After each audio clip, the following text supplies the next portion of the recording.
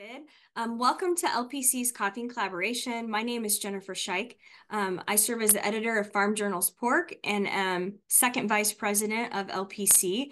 And I'm so glad to be able to help lead the LPC's Education Committee, which is responsible for trying to create ways to provide education throughout the year. Many of us, if you haven't been involved in Ag Media Summit before, I'm sure you've heard of it, but it's a great way for us to get education each summer.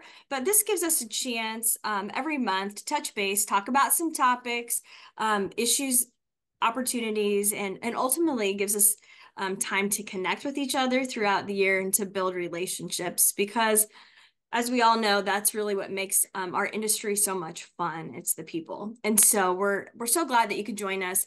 Again, make sure you open up the chat part of this Zoom here so you can see some of the comments.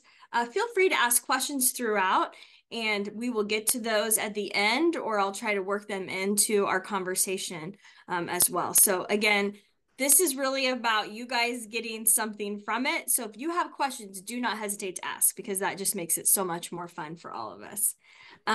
Before I introduce our great panel today, I wanted to toss this over to see if Stacy had any comments or any announcements on behalf of LPC that she would like to make. Stacy is our executive director. Yeah, thank you, Jennifer. What a great crowd. Good to see everybody on today, and I'm looking forward to this session. A couple of deadlines. This Friday, December 1st, is the deadline for any headliner or Hall of Fame nominations that you have. So if you have someone in mind for those awards, please, I'll drop the link in the chat, but if y'all will go and nominate people, we already have some great nominations that have come in, but it's a great opportunity to recognize people that have made significant impacts on the industry. And so very prestigious awards. So that deadline again is this Friday, December 1st. Also, for those of you that will be attending the National Cattlemen's Beef Association, we will have their convention. We will have our annual luncheon there on Thursday, February 1st, and that's at 11:45. And ticket sales will be going out on that very, very soon. But be sure, if you're going to be at NCBA or making those travel arrangements, to be there with us on Thursday, February 1st. So, and that's all that I have. But as always, if y'all need anything, reach out. Happy to help in any way that I can. And thank you all for being here. Thanks, Jennifer. Thank you, Stacy. All right. Well, I know you're all here to get into the topic at hand, but working from home is something that I'll just preface this by saying I remember when I was, fresh out of college, I had this big hope and dream that maybe the magazine I wanted to go work for would be like, sure, we'll let you work from home. And that didn't happen. And that's been a couple decades ago. And so I found my way down a different path that I'm grateful for. But I'm so glad that I have the opportunity to work from home now with Farm Journal. And I'm really grateful that I think the ability to work from home has opened up our industry to allowing more people to stay connected and to stay involved. It's definitely kind of an interesting angle when you think about what we do in agriculture too. And one of our panelists come from farms too. They all are on a farm situation.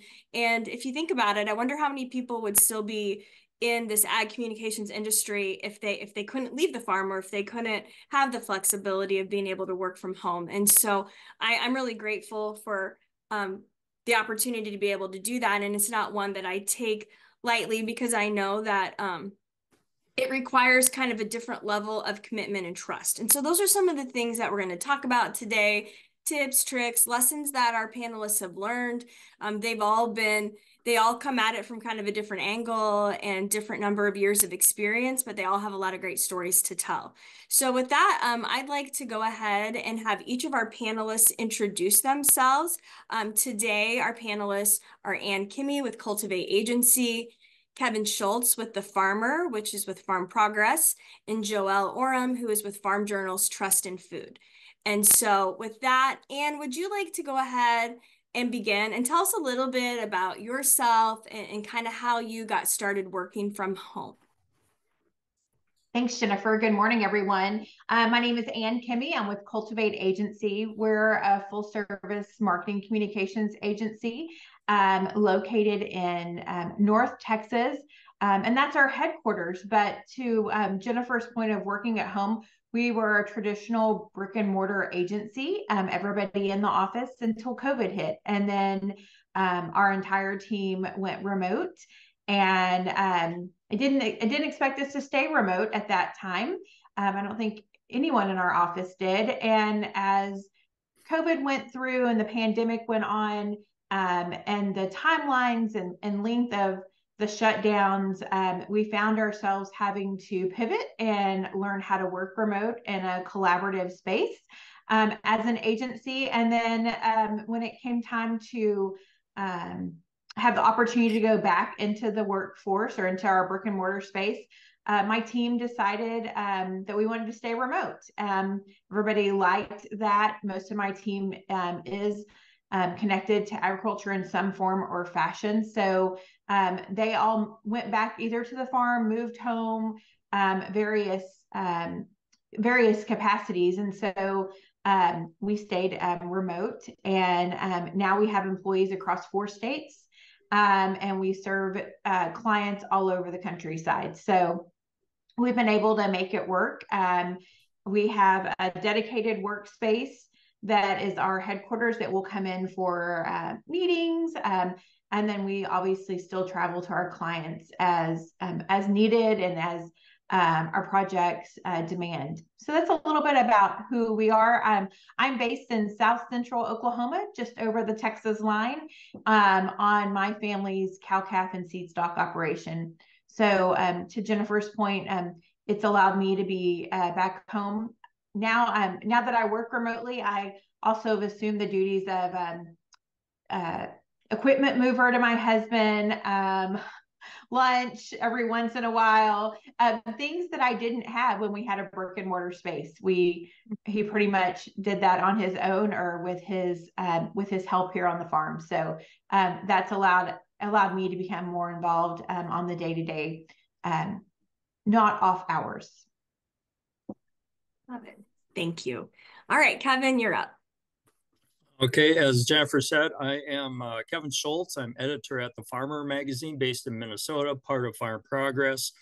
When I started working in a previous life, I had worked for a farm magazine here in Minnesota as well, but I would go out and do stories occasionally, but I was the editor at that magazine. And so I was stuck to a desk for about 24 years in an office setting. And when this opportunity came up, actually, when I came over, it was Penton at that time.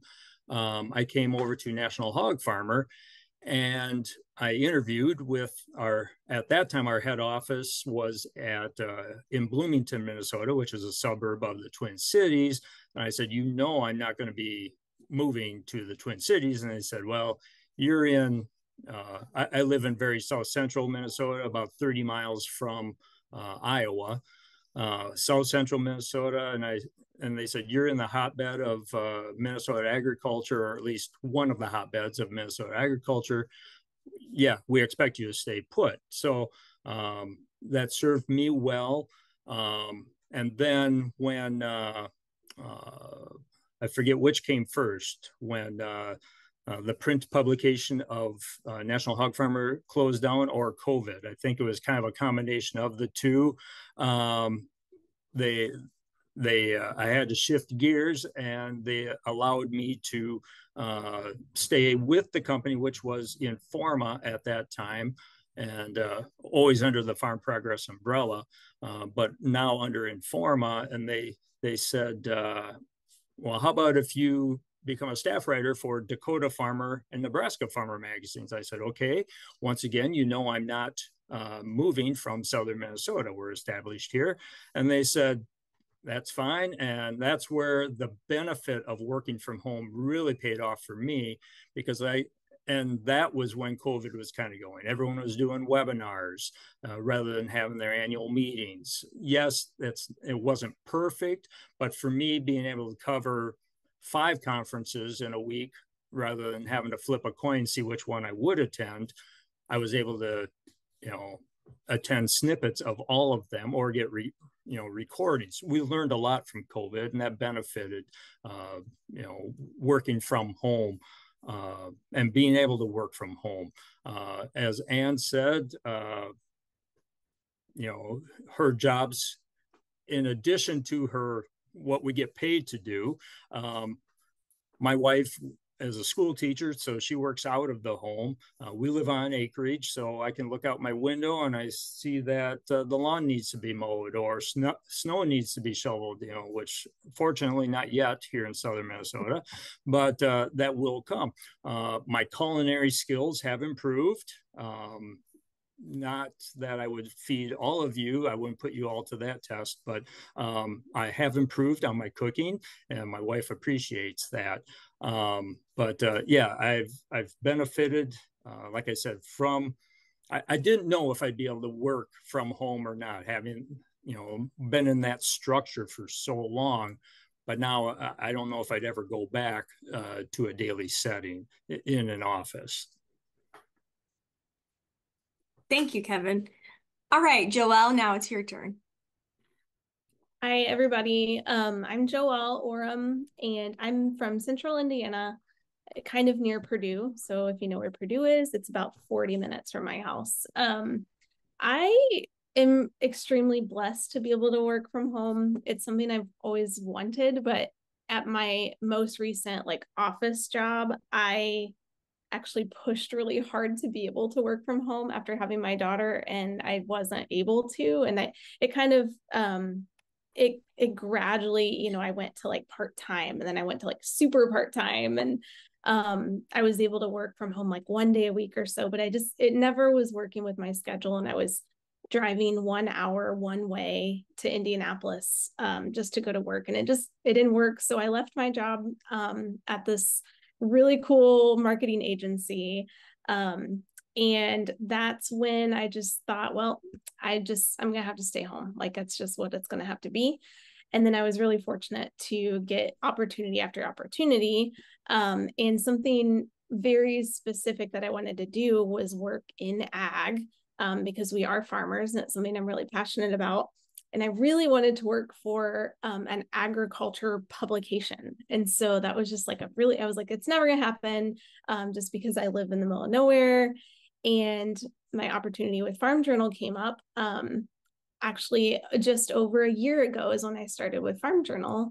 And so I'm sure Jennifer knows more about the transition of Farm Journal to remote and everything like that. But that's kind of my history of working from home. I would say that it has been an acquired skill, especially with having kids. So I have a 4-year-old son and a 7-year-old daughter. My daughter's in school all day, but my son is in preschool 1 or 2 days a week. So my husband and I, like I said, we farm. It's not a huge operation, but we do have a freezer beef business that we run ourselves. And so that can sometimes make things a little bit tricky with schedules. And then additionally, my husband is a full-time firefighter. So he works outside the home, and he works 24-hour shifts at a time. And so there are some days that I'm just I'm here without any help, and I have to run all the errands and the kids, and I just have to make it work and do meetings in the car sometimes and things like that. So it's a little bit of a juggle, but like I said, we've really figured out a rhythm, and I wouldn't go back because I'm able to be here, and he's able to hop on a tractor, and I can keep my kids safe and make sure that they're not in the way, and everything like that. So I would say my typical day is never the same. It's just because of our schedules being so weird. It's very much teamwork between my husband and I, and the kids and stuff. So, today he was off, and so he did all the running, and I get to sit here and focus all day, but sometimes it's not quite that way. Well, that's a good, I think, lead off to, I guess, what I want to start off with. Obviously we talk a lot about this work-life balance, but what are some of the ways that you coordinate and balance life events with your work calls and your schedules that you have? And Joelle, I don't know if you want to like just jump right into that since you were kind of going that direction or not. Give the other two a minute to think on that. Yeah, I mean, like I said, it's really just a lot of communication on my husband and I's part. And he's involved in several other things as well. We're just very busy people and we enjoy it. We love every bit of it. But he has meetings he has to be on with just some of our farm things that we're doing. And so the thing that has helped us the most, hands down, is just having a shared calendar on our phones. So like on our Apple like shared calendar, iCloud, I'm not sure how you would say it, but we have found a way to like connect to them. And so the second I add a meeting, it shows up on his phone and it lets him know. Like today, I just added a meeting for like 1 o'clock. And it showed him like, oh, she's got a meeting at 1 o'clock. That means when I walk in the house at 1, try to be quiet, So that's been a really helpful tool with just communicating without having to sit down and say, let's go through our day. It's like we already know what the day looks like.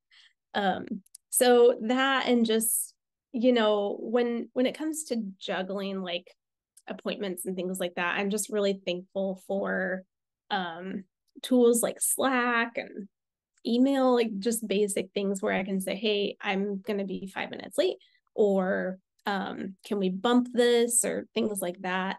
I try really hard to protect my meeting times and not, schedule in those.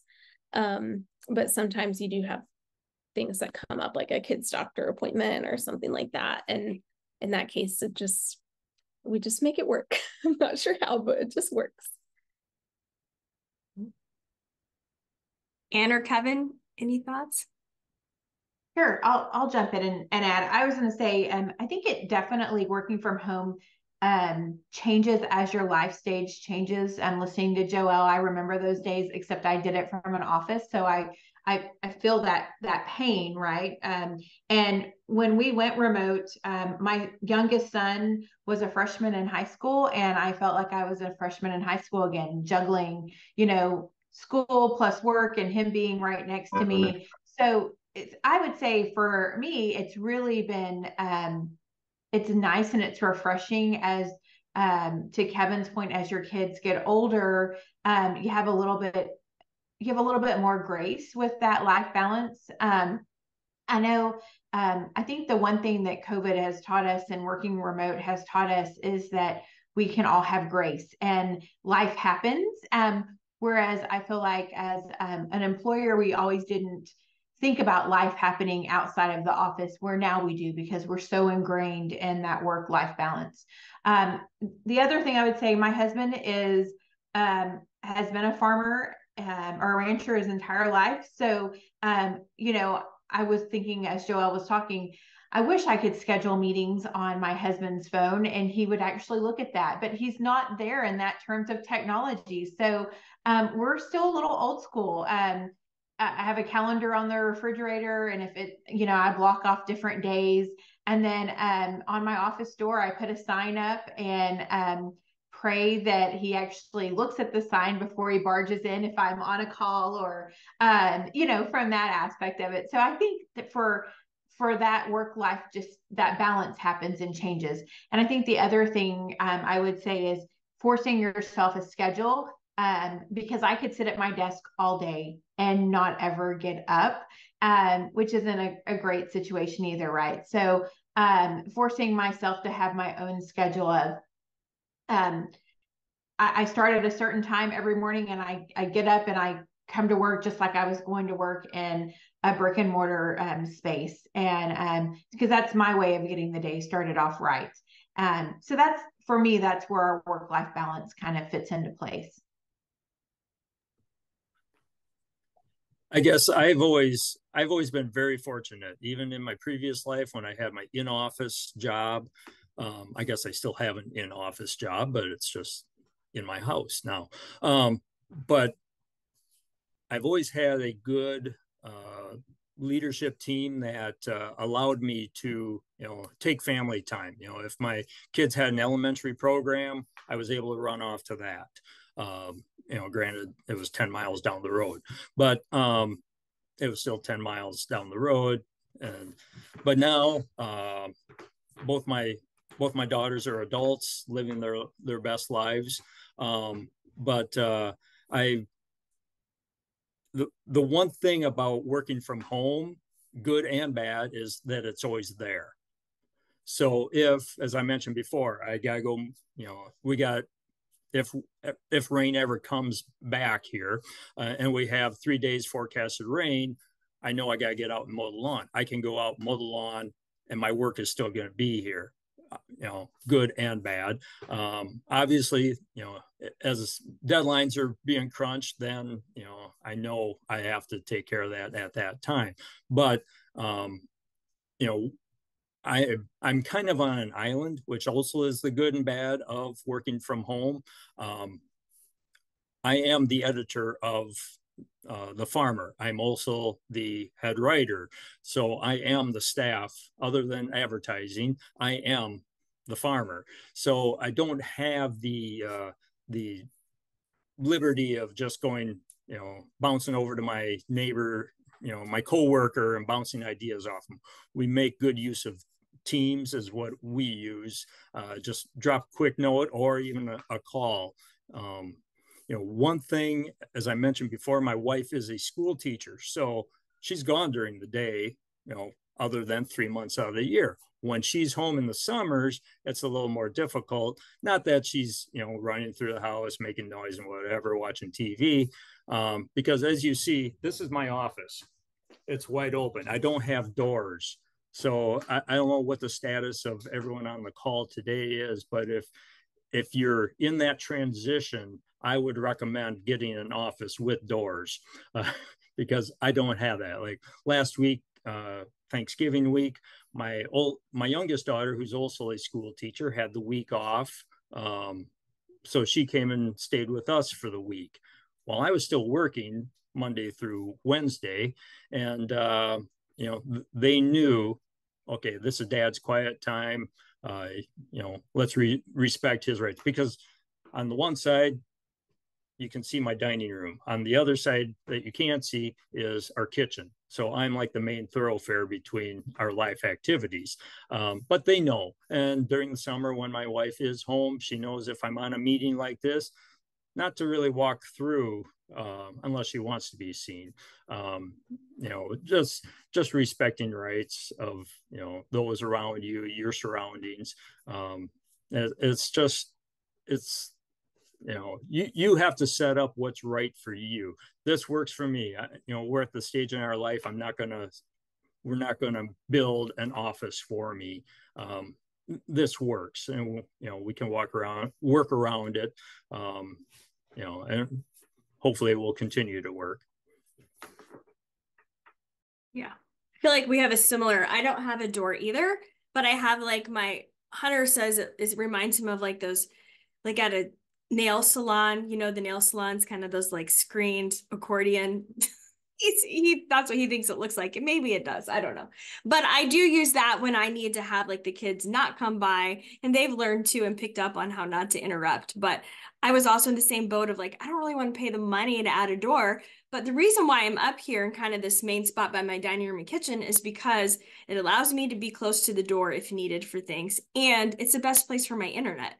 I don't know about you guys, but rural internet connectivity is a challenge. And when I tried to do it in the basement where it was maybe more private, it was terrible internet. So anyway, that's a whole nother subject probably there. But I wanted to go back to your point, Kevin. Like one of the things that I do miss a lot from an office environment is just being able to be like, hey, do you have like 5 minutes to let me talk out an idea? Because that I think a lot by talking things out. So what I'll do is I'll sometimes call my husband, which he really appreciates.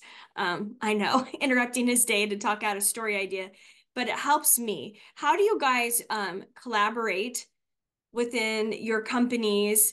And kind of what does that company culture look like for you guys? So I don't know, Kevin, do you want to talk a little bit about that? How do you collaborate with your team, even though, like you said, it's you can't run down the hall and talk to somebody about ideas.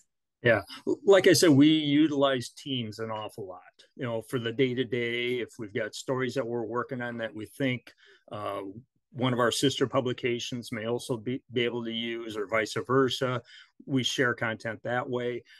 We do have weekly meetings on Friday mornings. There are Farm Progress is split east and west, and our Farm Progress West team, we call it the Wild West. We meet for usually an hour, and we just bat around.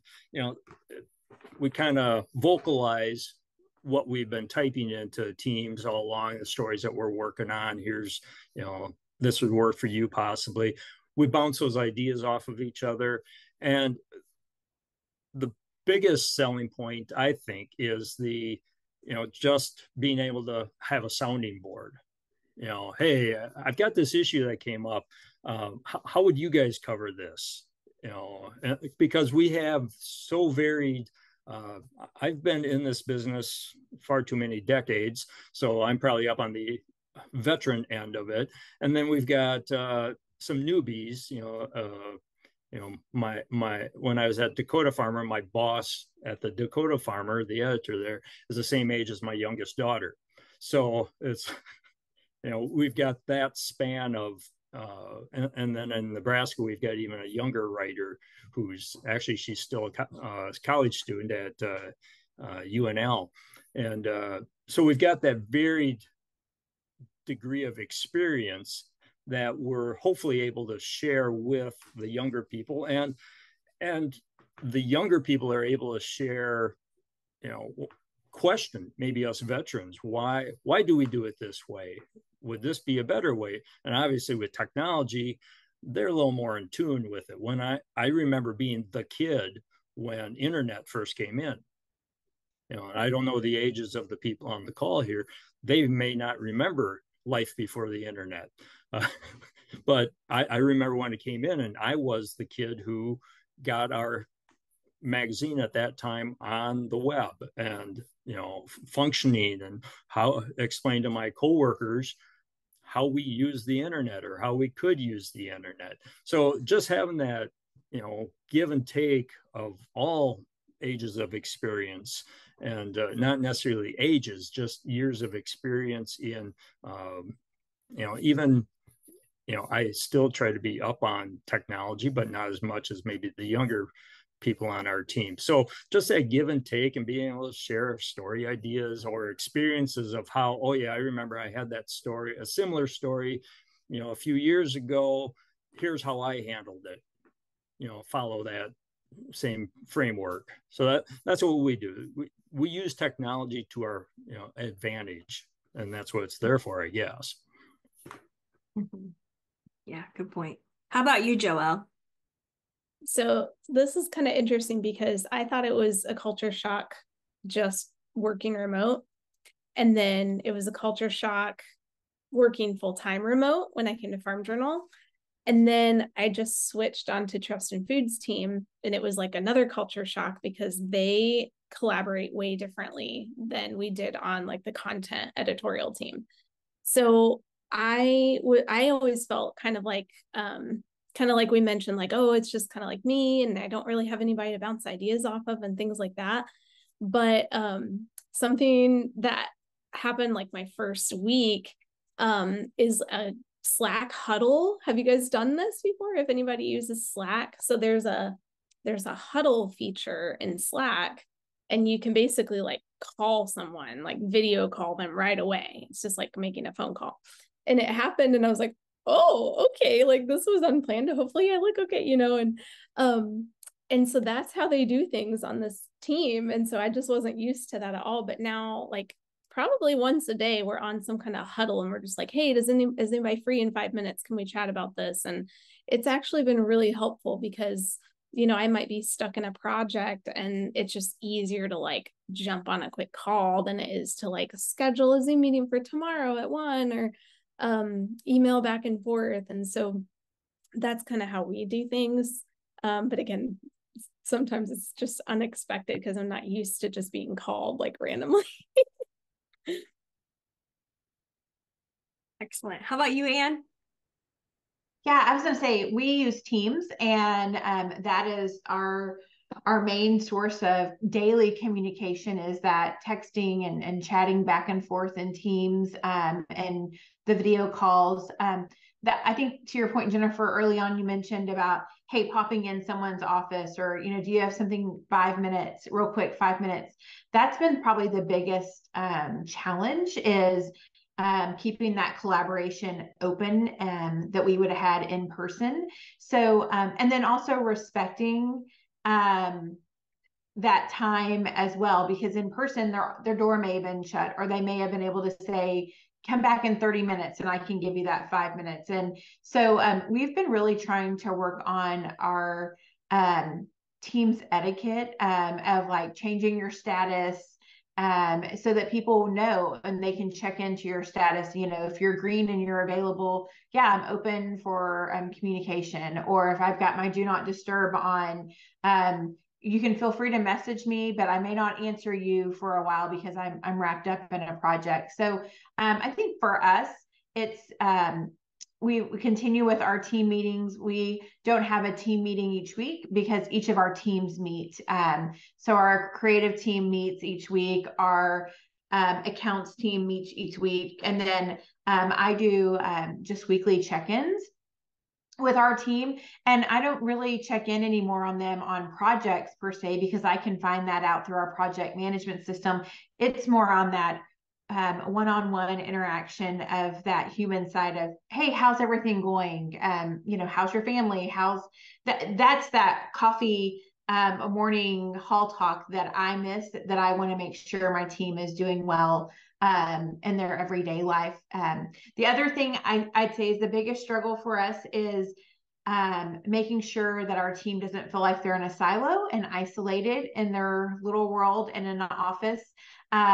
Because I've found that if we can't see what others are working on, we're wondering, what are they doing? Or, you know what I mean? What are they busy? Are they not busy? And so using that status has really helped us keep people focused on what their tasks are. Hey, worry about what you have on your plate. Don't worry about what someone's doing 4 states away. I love that so much, because I think that it's interesting how you can be completely busy and overwhelmed with like so much to do that you'll never imagine a free moment. Maybe that's where I feel right now. But you can also feel really isolated. And just because you're busy doesn't mean you don't feel kind of like disconnected from other people sometimes. And so I love that idea of having that casual touch base. It's not about like, how are you doing on this? Because I feel like those calls often amp up my stress level. Like they're not super helpful to me to be like, okay, yeah, here's my list of 10 stories that I really want to do yesterday that are still not, even transcripted. So anyway, I'm with you on that one. That's super cool. Let's talk about expectations. How do you set expectations from an etiquette standpoint or professionalism, whether that's terminology, maybe it's when you end your day. Let's just kind of open the door on that, because I know you guys all had some thoughts on setting those expectations when it comes to working from home. And do you want to start us on that? Sure. From an etiquette standpoint, I think all of us that now work remotely have gotten really really well done in knowing what that etiquette is, like not walking around on a phone call or a conference call in Teams unless you say, hey, I'm on, but I've got to do something, right? We're much better at that, I think, than we were when COVID first started. But for me, my expectations is this is just like sitting down with a person one-on-one. So internal calls, I don't mind if, our team is comfortable. I'm not going to lie. I have a nice shirt on and jeans on the bottom, right? And that whole business on the top, casual on the bottom. But, that expectation of whatever that first impression is, that's what our clients see. That's what our team sees. So for internal meetings, I would say we're probably more casual. If we have client calls, I probably still dress business professional, just so that I have that presence of knowing what I'm doing, and hey, I respect you as a client. So I think from an etiquette standpoint, some of the tips and tricks that, we all multitask while we're on Zoom calls. Just making sure that you multitask in a way that is not disruptive. And one of the things that I really, we figured out early on is we all have cell phones on our desk right now, but being able to look down and, well, if you have glasses, guess what? People can see what you're doing, right? Just being cognizant of your surroundings and what people are seeing. So I think that for me is some of the etiquette side of it. And then we've really had, to your point, reset our terminology. And that's what we've worked on our team when we went remote, is those production schedules of, you may have a project and it's due on you today in your project management system. And guess what? It gets passed to someone else as soon as you finish that part so they can do their part. Well, you may have work-life balance and you didn't work on it till 8 o'clock at night once kids were down, or you had a quiet moment. Well, that made that task already late if the person who has it next has already signed off for the day. So just really opening that communication skills to be just considerate of what comes next and that project timeline, and being open and saying, hey, I will finish this today, but it may be midnight before I finish this, or I'll have it to you when you get on the computer first thing in the morning. So I think those are the types of things that we've really had to improve upon and work on, because we took for granted that someone else was going to be working as late as we are. The other thing I have really had to retrain myself on is when I work late and send a bunch of emails out, I now schedule those emails. So I may send a whole host of emails on a Sunday night when I'm getting caught up or getting ready for the week. But I have them scheduled to go out Monday morning at 8 o'clock. Because I don't want my team to feel like just because I'm working on a Sunday night that they should be working on a Sunday night as well. So if they get an email from me, I don't want them to feel like they have to respond back to me. So I've used some of those tips and tricks of technology to help that balance and that communication side of an etiquette. Kevin, what about you? Yeah, kind of what Ann was just referring to about the emails on our team. And again, I said I'm the farmer team, but to our Wild West Farm Progress team, we have the understanding that, okay, I send an email when the thought comes to me. I don't expect you to reply. If I'm sending it at 5 a.m. on a Saturday, I don't expect you to reply until Monday morning. If you do, great.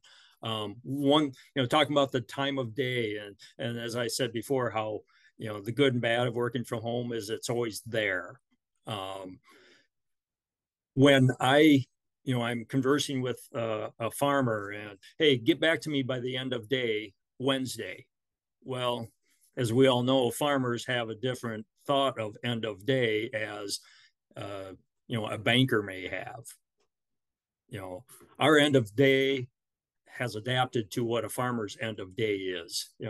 In spring planting and fall harvest, that may be 10 o'clock. So again, and I share the same philosophy to them as I do with our Farm Progress team. Don't expect a reply if your end of day is 10 and you send it, your reply to me at 10 o'clock p.m. I may not get back to you until the next morning, but at least we have that understanding that, yes, I'm listening, but we may be delayed in responding. When we use Teams, like within our Farm Progress team, rather than just getting the cold call, like Joelle was referring to, all of a sudden your computer starts making noise. And I didn't know that we could do this, that we could do a Teams call. all of a sudden my computer started making noise. Well, now that I know that's going to happen, I will send a text or a message, chat, whatever in Teams to whoever I want to talk to. Hey, can you take a call now? And then if they can, then I'll initiate the call. Otherwise, I'm not just cold calling them and they're being polite and just answer, even though they may be in the middle of 5 things. So that's how I try and do the common courtesy, just, a little buffer here. I want to give you a call, but if now's not a good time, let's set up a time. Yeah, it's a good point. All comes down to good communication. Even though we are all communicators, we still have to remember that like work communication that can be a challenge sometimes. So I know we're getting kind of close on time, but I did want to ask about what's one piece of technology that you can't live without in a home office. Joelle, what is that for you? Well, right now it's my heater because I'm freezing. Goodness, I really would have to say my extra monitor. Like it's completely changed how I work. And I used to really enjoy working. Like I have a couple co-working spaces I go to or like coffee shops and things like that. But I really prefer to be at my desk with my big screen. And I haven't had one of those for a while. So that's what I would say.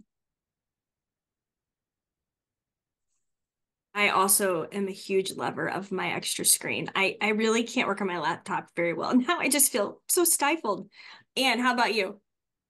I would have to agree. My extra monitor, I actually have 2 extra monitors. And so, and I do that because I usually put my email up on one so that it's up, but then I am working and then I don't feel like I have to shuffle through a million windows on my Mac to try to find something. So, extra monitor is huge.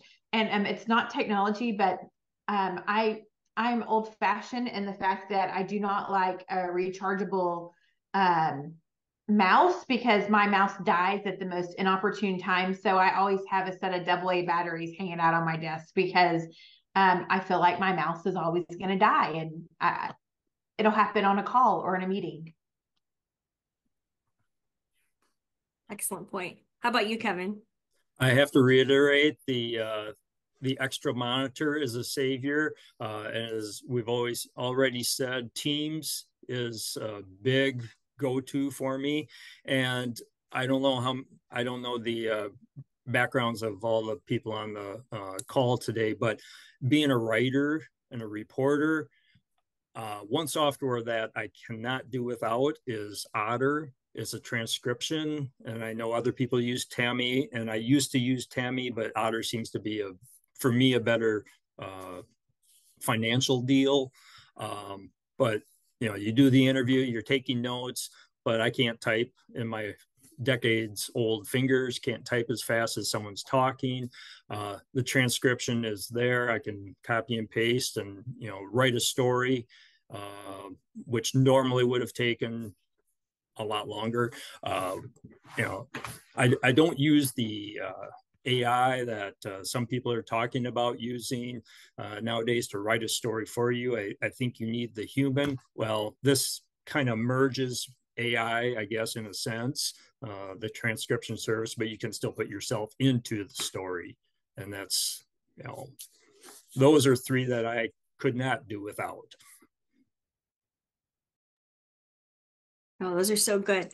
Well, I did throw that out into the chat. So if anybody else has any recommendations or thoughts, but I would have to agree, like you guys pick some of my favorites as well.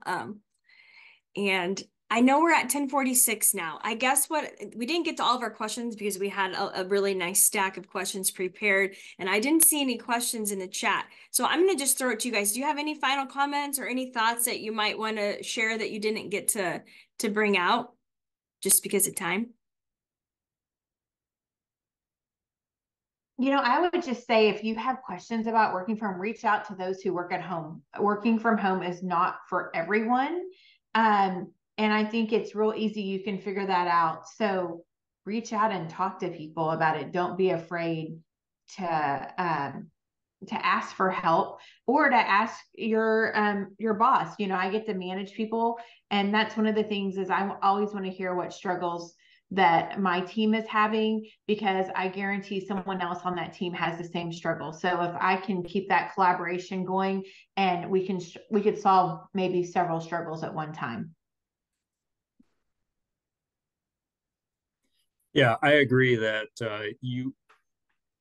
as I said, after being in an office for so long, I didn't know if I could do it. And yeah, there are distractions in the home office, but to me, it's well worth the value of being able to work from home. You work at your own pace, which you do anyway. You have to be organized. You have to be disciplined enough. And I know Jennifer has seen me at different meetings. Maybe I'm not so disciplined. I don't know,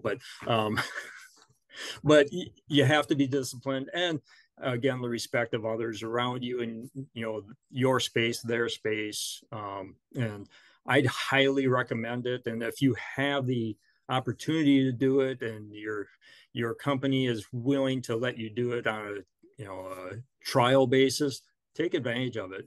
And we talked somewhat about the rural, the drawback of rural broadband connectivity. When I started working from home, we were okay. Well, last year I had the benefit of our local provider running fiber to our rural area, and that is a godsend. My up and down speed is like 135 each way. So before it was like 25 and 6. So it's did I notice the speed? In our immediate world that we want everything right now, was a 10-second delay that big a deal? No, but it is very, very nice. And not every area has that benefit.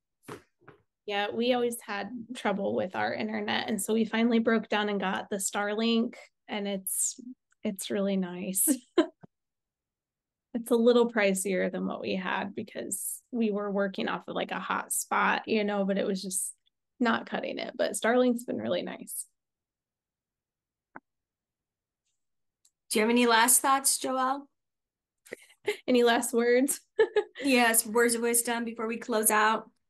Goodness, I don't know. I feel like it's just, I think talking to people really helps. Like anytime you can jump on just a quick call or something instead of that scheduled Zoom meeting, I think it really helps. Like I remember, when I was working on The Scoop and I was new with that publication, like Margie would just jump on a phone call with me, and sometimes just having the phone instead of like a computer screen, it just kind of makes it a little more personal. And so don't hesitate to just pick up the phone, the old fashioned phone, because I think it just kind of breaks down some kind of weird barrier that happens when we work remote. I think that's good. And, one of the things I remember doing with a former boss that we don't have anymore, but she would call too. And I would go outside and she'd be like, go outside and walk, like go do something. And I don't do that enough either, because I feel like everything is on my computer. So I think being on a phone does allow you to move around and kind of do things a little bit differently without being rude, right? And looking like you're walking on a Zoom. So anyway, I think that's such a good advice. And, I really appreciate you guys joining us today. I think that, I think it is a great responsibility to get to work from home. And I think the more positive cases of how it's working is just really good for the field of ag journalism and ag communications, and opens up doors to next generations to be able to have some of these opportunities like we've had. And so I thank you for that. I did want to also point out that December 13th is going to be our next coffee and collaboration. And I know it's a hard time. Everybody's busy with the holidays, but we're going to go ahead and still do one, because it's our time where we just get to chat. We get to all share ideas. Everybody is the speaker, but you don't have to speak if you don't want to. encourage you to put your cameras on so we can all see each other and talk. And we started doing this during COVID, and it's just a fun way for us to like have a little bit more of a networking time, but it requires people to get on. So I encourage you to join. I encourage you to bring along some of your friends. Maybe it's a good opportunity to introduce somebody who doesn't know much about LPC to what our organization is and what we do, and just allow them that chance to have some interaction and connection too. So please mark your calendars for December 13th at 10 a.m. We'll send out that information on LPC's Facebook page soon. So with that being said, this was recorded. We are going to share this on YouTube when it's up there. So if you have some colleagues who couldn't come on, I've had several people reach out to me and ask if it was going to be available later. And yes, it will be. And we'd love to have you guys share it. So with that being said, I hope you guys have a great week and stay warm wherever you are.